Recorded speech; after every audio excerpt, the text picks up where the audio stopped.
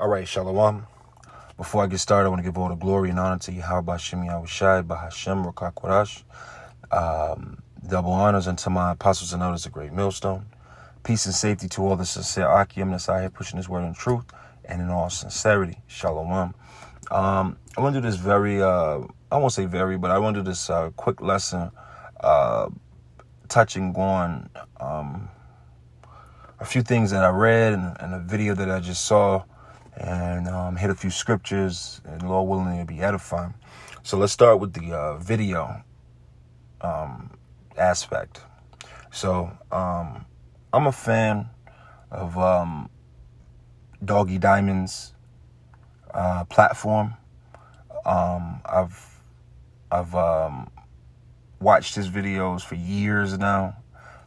Before it was the Doggy Diamonds platform, it was I've been familiar with him through Forbes DVD, so I'm very familiar with him. You know, as far as what he does on YouTube. You know, he had the brother Shabazz the Disciple that was speaking about Great Millstone on his platform. So you know, that's where that video came from. So like I said, I'm very familiar. I watch his videos. Probably if you took a rating of my video watching, I watch his probably outside of brother's videos. He's probably up there, you know. He had this other man on his video recently, and you've probably seen the screenshot. And the first thing I noticed is that it was like an hour and 44 minutes and one second or whatever. It's like 144 all the way across, reverse and forward, you know. And it was basically going into all this information that's out here. You know, basically, why is our people the way they are? So, like I said, I'm watching it, listening it, making a long story short. And they're speaking about the fact of, you know, Doggy Diamonds makes a point about our people always saying, where's the leaders? Where's the leaders? Where's the leaders? Where's the leaders? Right? And, you know, it triggered something with what I want to go into in this book that I'm reading. And I've done plenty of lessons touching on this book. It's just a book that I'm reading. Probably when I'm finished with this book and pick up the next book, it'll probably be the same energy for a few weeks. But within the book, it speaks about basically from a king's aspect, but really you could apply this to just being a man. And, you know, through the spirit we were building the other day, and, you know, actually this was at camp, and, you know, you people, man, that bend your knee to this society and take this potion, you know what I'm saying, and further on and move and so on and so forth, and everything that come after that, you know, you're really just commoners. You're the fillers, the stuffing. You know, you're not power. You're not you don't have a king mind frame. All right. And I'm gonna show you why. Show you through a historical point, through psychology of understanding why a lot of you people are you're weak and you're cowards. You know, our people are cowards, and that's the conclusion as it's coming down to. Is the Lord's going to expose at the end all be all that the only true men that are on the planet Earth are the Israelite, the prophets, the elect, those that are slated for salvation. That's the only men. Everybody else on this earth are children, are little boys, are cowards, cowardly men. All right. This ain't even about the women. This is about men, because men were given the authority to have leadership. So men. And what it shows is that our people are a bunch of cowards. You know, they're pussies. Because the fact of it all is that they're not looking for leaders. See, Jake's not looking for leaders. What Jake is really looking for, all right, and let me get the scripture. Jake is looking for this, like I said in my last video, this Bruce Willis character, or okay, white people may be looking for Bruce Willis and, you know, these different characters. Black people are looking for some Denzel Washington, some knight in shining armor, but the black version, you know.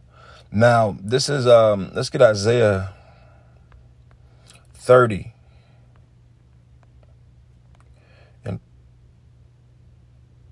Actually, you know what?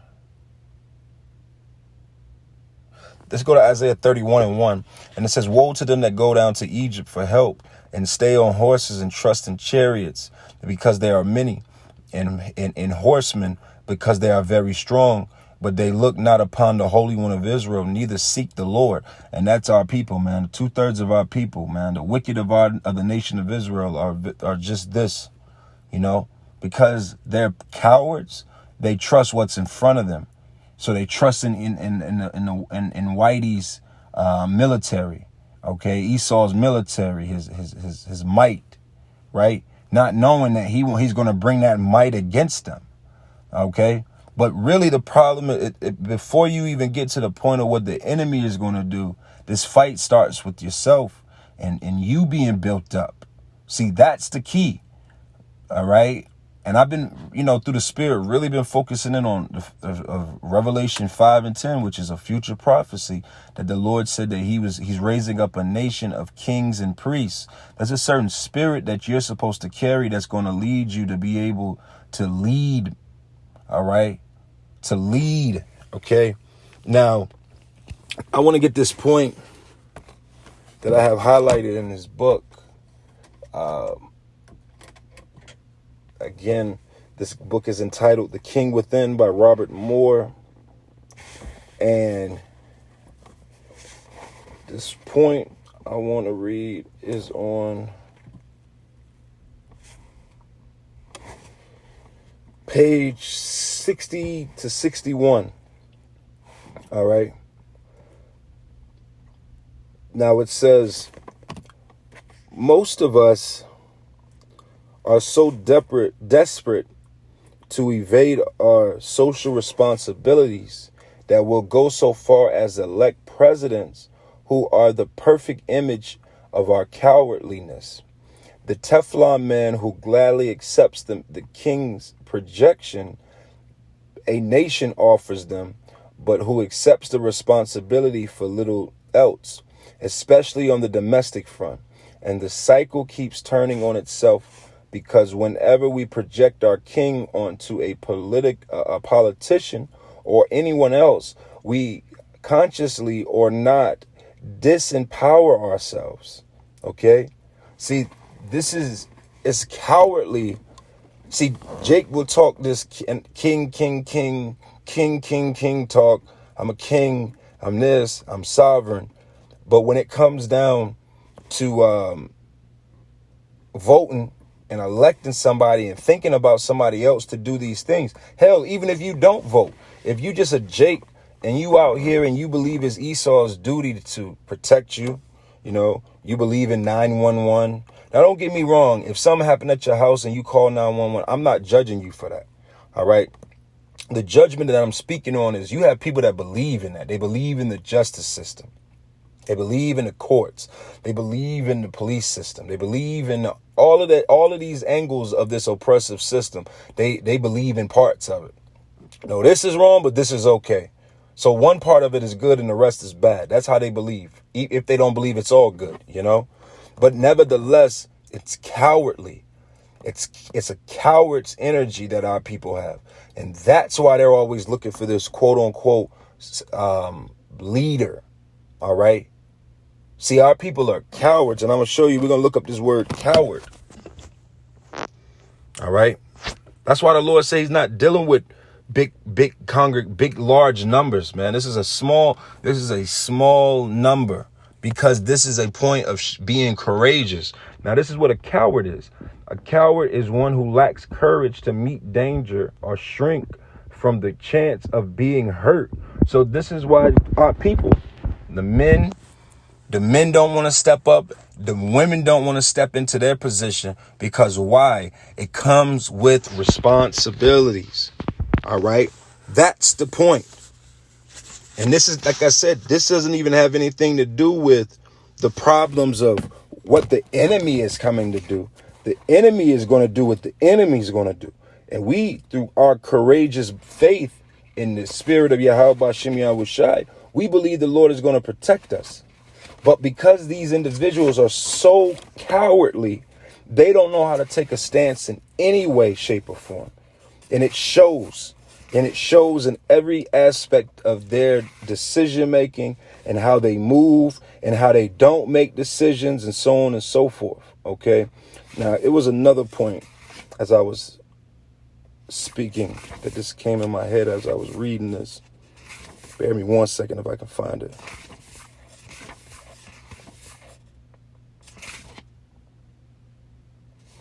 Let me see if I can find it.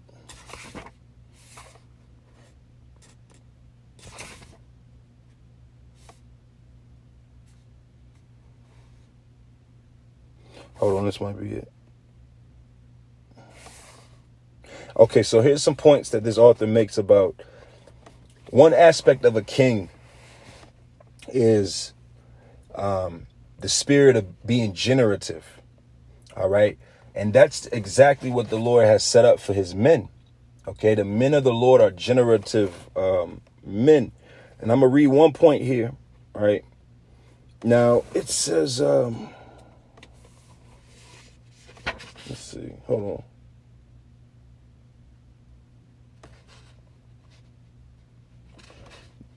That was a good. I know that was the point I want to read that, but I didn't know if there was another. All right. Now, this is to show you the Lord is setting up. Let me get this. That's a precept. Let me get this. This is Obadiah. All right. Obadiah 1 and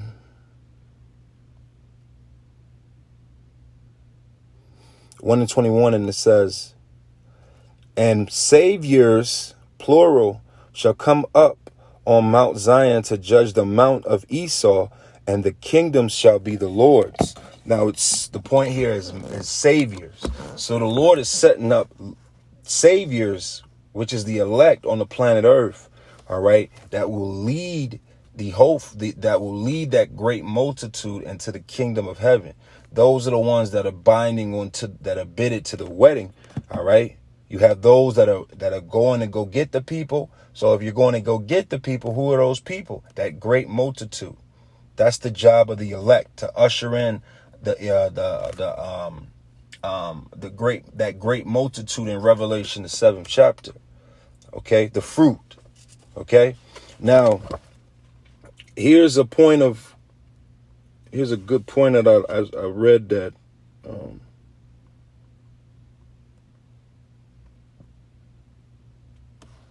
Now it says, damn.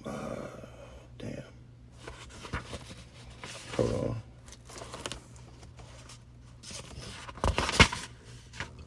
on. This will work. It'll just work. I'm sorry. I'm overthinking it.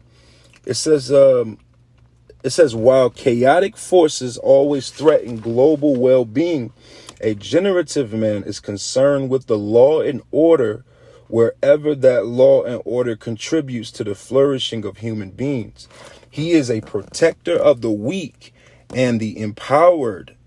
He does what he can in order to assure justice and equality of opportunity for all people. Now, we know for us, this doesn't include all the nations. And overall, it does actually, all right, on a higher level. But really, we're trying to apply equality of opportunity for our people, the Israelites. Now, in retrospect, the scriptures tell us in Proverbs 29 that when the righteous are in order, that the people rejoice. But when the wicked are in rule, the people mourneth.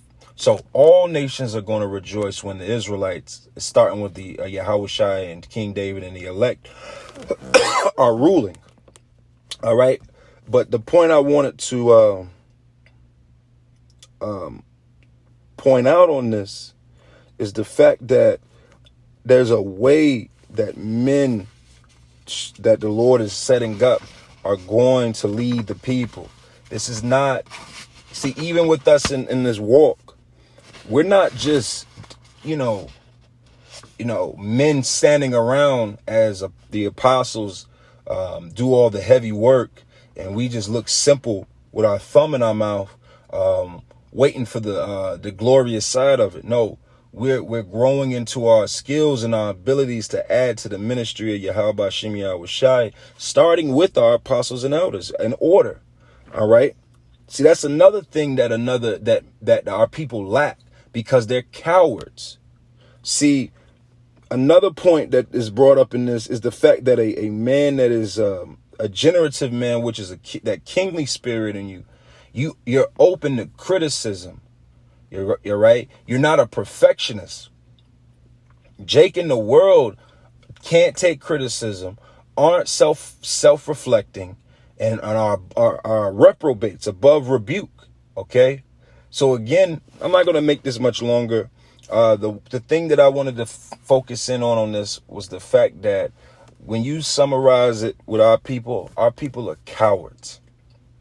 And that's why they're going to take the chip ultimately. And that's why they're going to take this potion. And that's why they're going to bend a knee and say, whoever will be our leader, please be our leader. Because we're scared. Scared to die and scared to live. All right? That's why the scriptures say, he that wandereth out of the way of understanding shall remain in the congregation of the dead. And that's the majority of our people, because they are cowards. They're not alive. They're afraid of everything, and they move with this bravado as if they're tough. But when you really analyze pride is a cover for fear. So with that, I want to give all the glory and honor to Yahweh Shem Yahweh Shai Ba'Shem Rakak Wadash. And until next time, Shalom.